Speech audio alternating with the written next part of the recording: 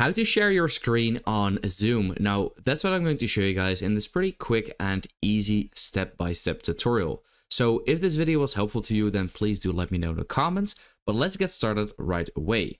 So you can, for example, join a meeting, or you can, for example, start a meeting.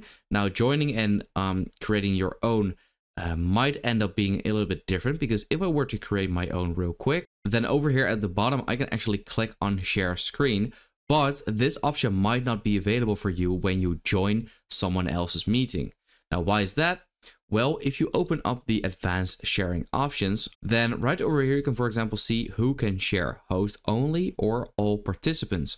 So the host might has this set to host only, and that is why you cannot share your screen inside someone else's meeting. Now, if you are able to do that, then it's super easy. You just want to click on share screen, and then here you can actually have a little bit of different options. So you can, for example, share screen 1, screen 2, whiteboard, iPhone, iPad, and here you also have different applications.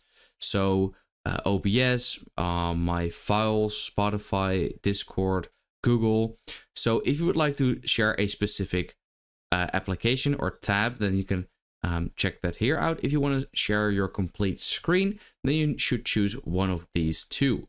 So yeah, you also have advanced, so you can, for example, select a portion of your screen, only the computer audio, a video, content from second camera, not sure what that exactly is, files, so you can, for example, upload them via Google Drive, or here you also have apps, but I don't have any, but if you have, then they should be here. But if you just simply want to share your screen, select this.